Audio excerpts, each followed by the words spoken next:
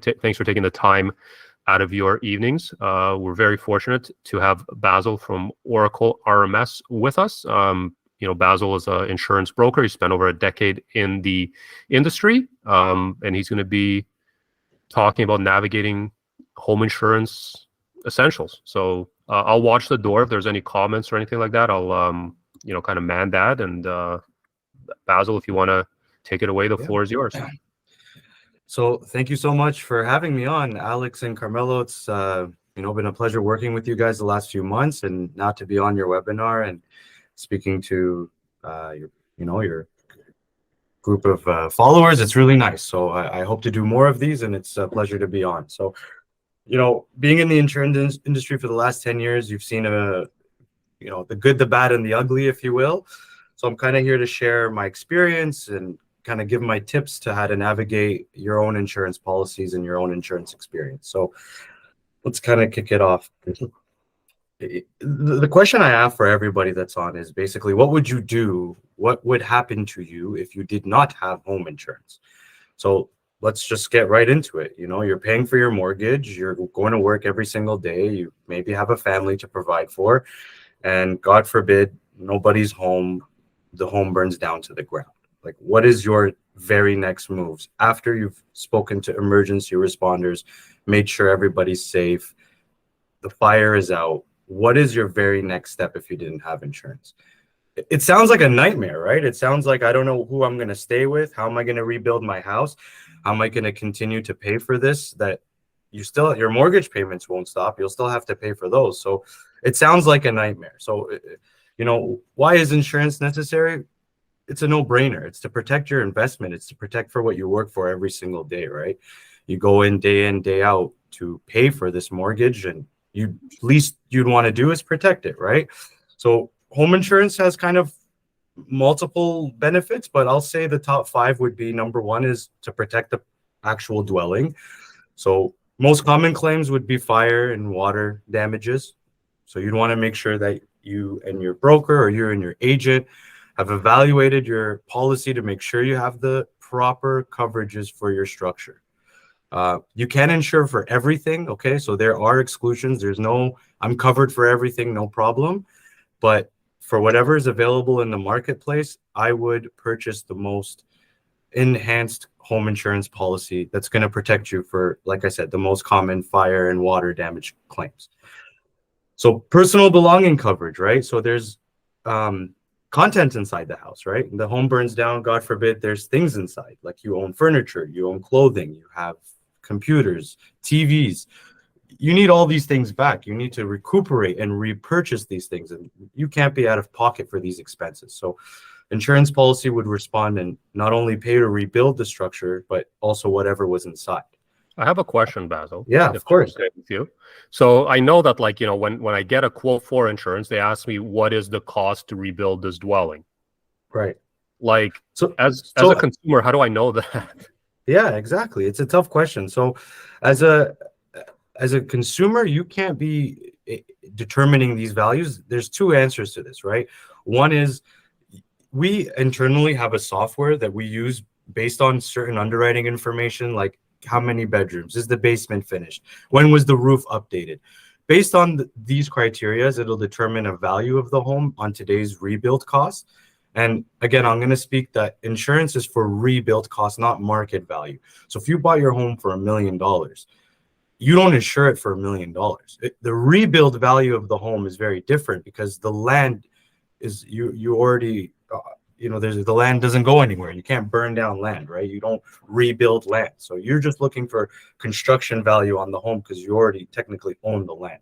And then the second way to do it, the most accurate way, is a home appraisal, right? So for those that either own high value homes or have done modifications to their homes or are unsure and have had their home for 25 years, and they're like, we're just paying inflation on our insurance policy every year. We don't know the actual number. Nobody will tell you like a professional home appraisal, right?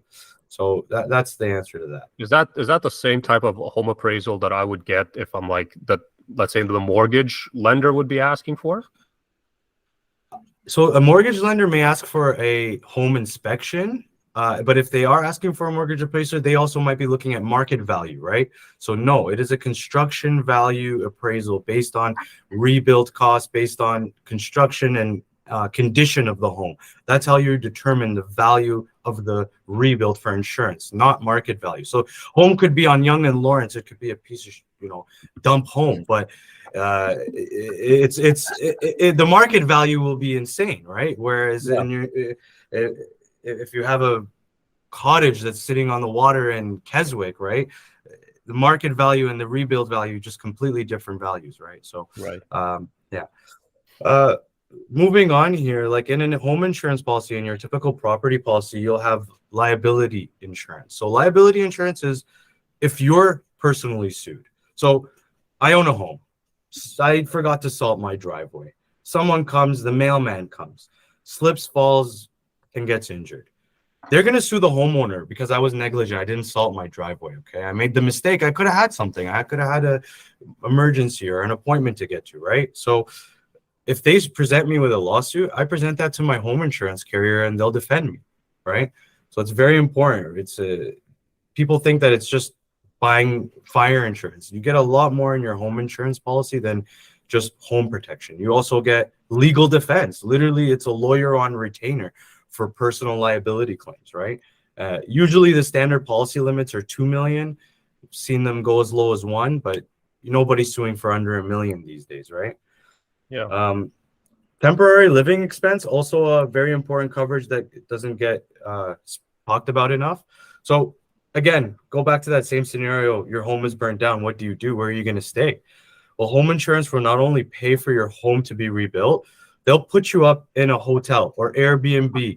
If it's going to take a year to rebuild your home, you go find an annual lease for a home, the exact same home that if you were living in a 5-bedroom house, you go find a 5-bedroom house on the market that until the home is rebuilt, they'll pay for that rent for the entire year, up to the policy limits. But again, if you have the right agent, you have the right broker to navigate through what limits are proper for you, then you would be okay.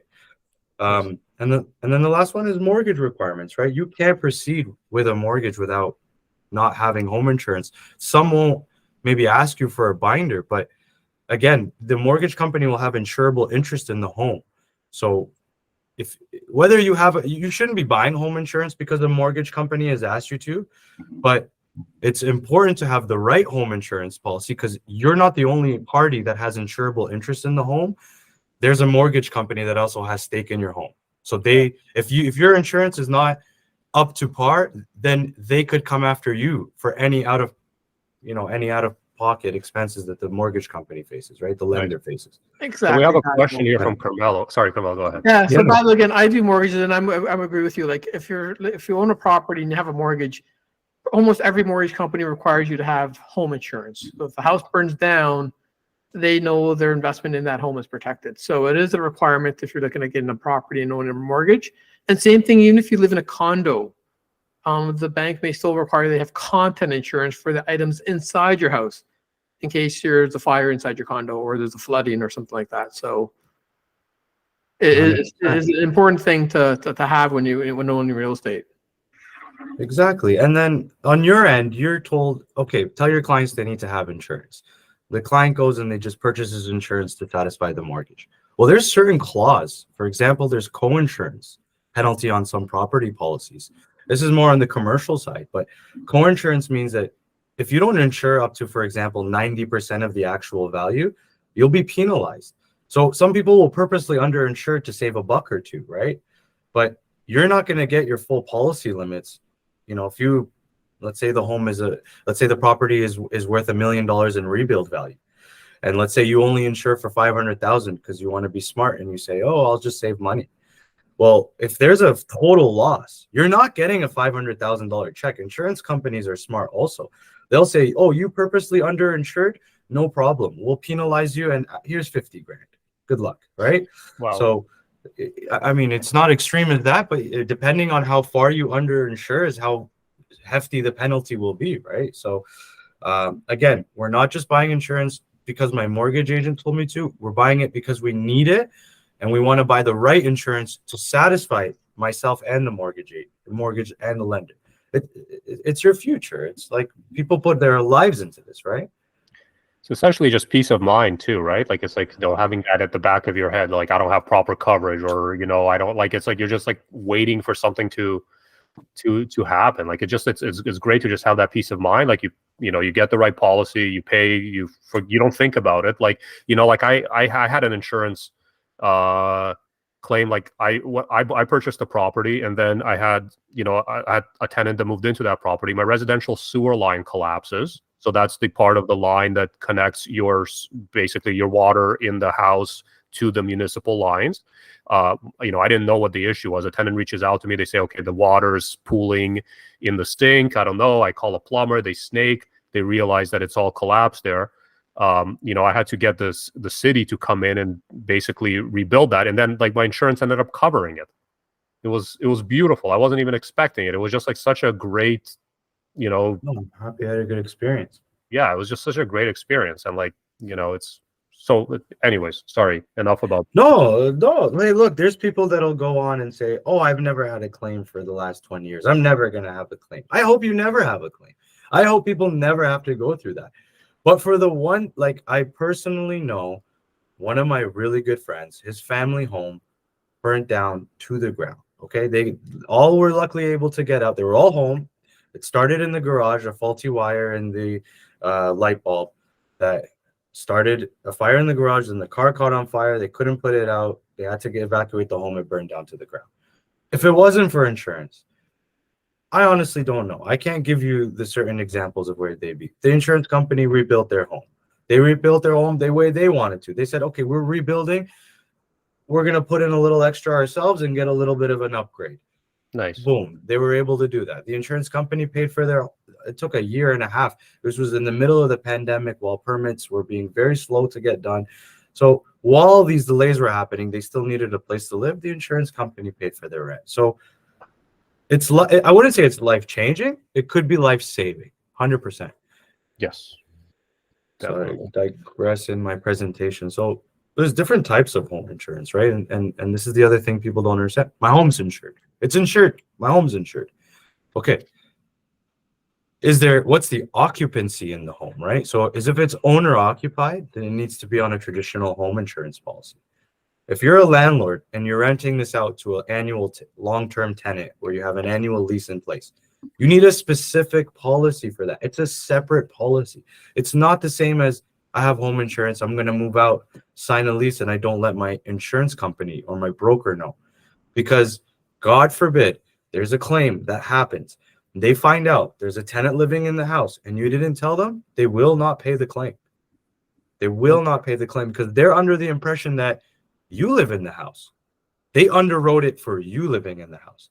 Same thing with short-term rent. Sorry, Alex, did you want? Yeah, and I mean, like the difference in, like, it's just basically about making a switch. It's not like I don't believe, like, from my own experience, that like from going from owner occupied to tenanted, like it's not like a big difference in premiums or something here. It's just like a matter of like calling and letting them know, like through your broker, and getting the right policy in place, just disclosing it, right? 100%. It's not about we're going to charge you more premium. It's about we're going to switch your policy to have that wording in it. These are legal contracts. These are written by teams of lawyers. These insurance policies come 800 pages. Figure it out. It's not up to the client to figure out. This is why the communication channel is very, very important. And again, same thing. If you're doing a short term, guys like, oh, I'm renting it out. Well, as a broker, we're very like meticulous. We're like the police. We're like, renting it out to who? How many? Yeah. How long? How many nights? We need to know, right? Because it's like, if you're renting it out a year versus a guy who has it on Airbnb, it's two different insurance policies. It says it in the wording, in the long-term landlord policy wording. Short-term rentals are excluded. It's like right there. So people are like, oh, I'm renting it out. No. Very different policies. The public has to be educated on this. And then student rentals. If you're in student housing, there's a building up in Kingston that is, it's a condo right near the Queen's University. It's 100% for students. Every condo owner in that building has to have a student rented owner insurance policy. It's tailored only towards student, and there's like 3 companies and 4 or 5 in Ontario that'll do them, right? So if you're in that building, you own a condo, and you're like, oh, my insurance company is TD, you're not properly insured. So another thing to note. And then there's vacant property insurance, right? So nobody's in the home, nobody's living in the home, it's unoccupied, it's a specific policy. And then there's other unique policies like mixed use. There's like a business upstairs or a business downstairs and the resident down upstairs. And then there's high value homes, which also need their own specific policies. Like a home that's $2 million to rebuild with an elevator inside and custom this and custom that will have a very different scope of coverages than your traditional home, right? Nice. So is that also something like that there's you may need to have like a more specialized insurance company if you want to have that? Because like I know for example, when I needed to have like a short-term rental insured, it was like, I know you helped me out with that, but it was like something where it took like it was like before I reached out, like there was I was getting a lot of like there's a limitation on how many days a year you can do it. You have to live like this many kilometers away from the property, all of that, right? So it seems like there's like there are like kind of new maybe providers that are coming to the market to fill that gap. Is that 100%? 100%. And being in the broker channel, you're in the know, right? If you're a part of a good broker outfit, like I feel I'm pretty confident at the guys at Oracle RMS, we have access to all the markets. Like when a new one comes to the table, we all get a notification, we all get access to that market. And like I said, like the beauty of being in the broker channel is if you come to me with any of these 6 things on this list, I'll be able to write them, right? It's just a matter of who's going to write it and at what price and at the right coverage. And that's the whole sourcing and being a broker part. But yeah, like there's a new company out of British Columbia called Forward Insurance that's hit the broker channel in the past couple of years, and they've taken over the student rental game. They've taken over the short-term rental game. They make it very seamless for brokers as well on the back end because they have a wonderful portal you use, and it's just very user-friendly, right? So, but it changes all the time. And that's why as a broker, you need to be in the know, because one day their rates are the most competitive, next year their rates are the highest. So it's important to be in the know. Yeah.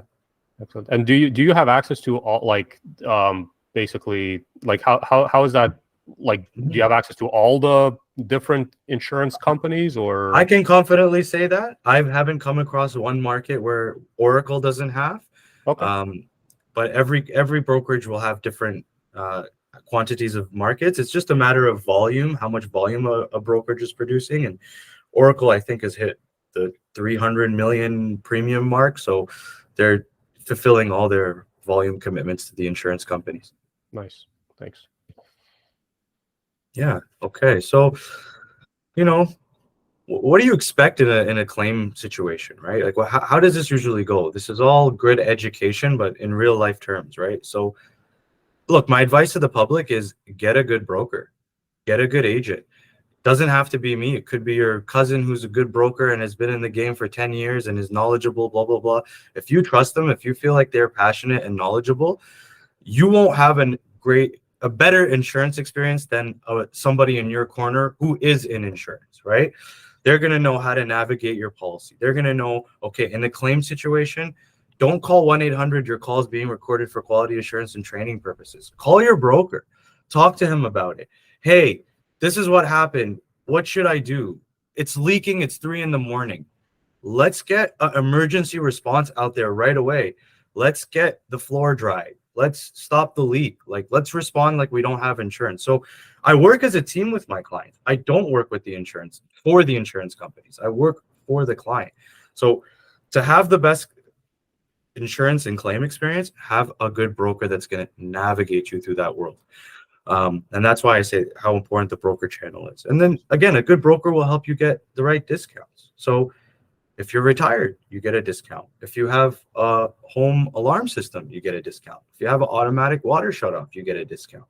There's endless amounts of discount. Non-smokers in the house, you get a discount. Like that, your broker should be applying for you, again, to make sure you have the most competitively priced policy. Nice. So if somebody has a claim, they should like, basically what I'm hearing is they should reach out to their broker before they make a call. Look, every broker has their own style. Right. I'll have clients, for example, that'll get into a very traditional, easy. I got rear-ended. It's pretty cookie cutter. You can call the insurance company direct, right? They'll get you a rental. They'll fix your car up. It's pretty 1, 2, 3, 4. A guy who's like, my roof is coming down. It's starting to leak in my restaurant.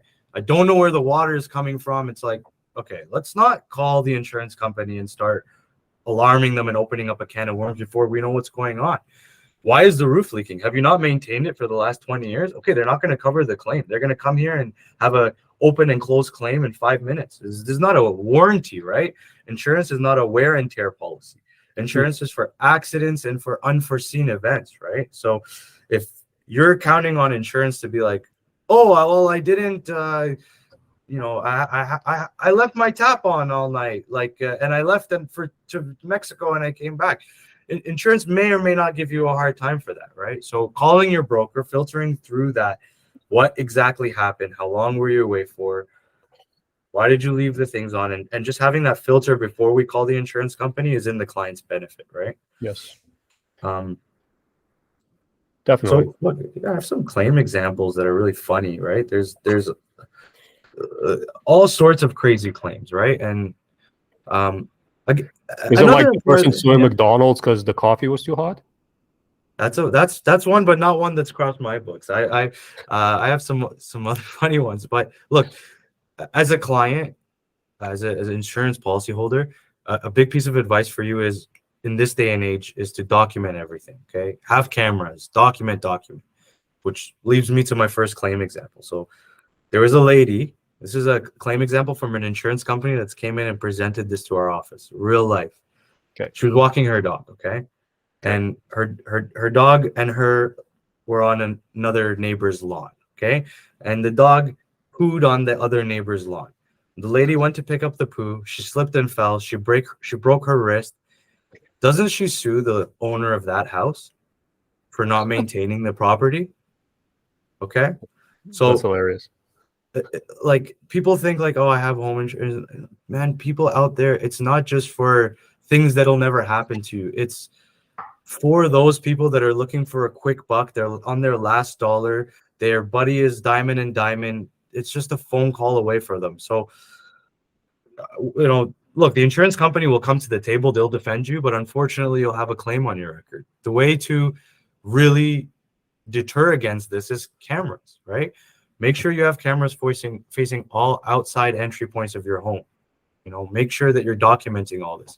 If this lady's coming on your lawn every single day and doing fishy things, call the police. Like, be proactive, right? Don't just wait to get sued. Don't just wait for insurance to come and save you. Be a proactive policyholder as well, because God forbid if it ever comes, the insurance company will be like, wow, we have footage of this. You've documented this. You've called the police on this lady. I'm just going really in on this example, right? But yeah, you know what I mean? It's good to be in the know as well as the client, okay? Yeah. Benchmark everything, right? Exactly. Basically. Like, you want to protect your ass in this day and age, right? Yeah. Look, I've had insurance companies walk away from claims because homes are they're very, very old, for example, and they're not settling properly, and now the foundation have started to come apart. Insurance companies won't cover wear and tear, right? So again, always make sure your property is well maintained. Redoing your roof every 10 or so years. Making sure your electrical is updated. If you have aluminum wiring in your home, if you have fuses in your home, it's time to upgrade. Invest in it. Put breakers, put copper wiring. You'll save like tons on insurance premiums, and you'll avoid an electrical damage claim, right? So there's just many ways to be proactive, right? Nice. That's it, man.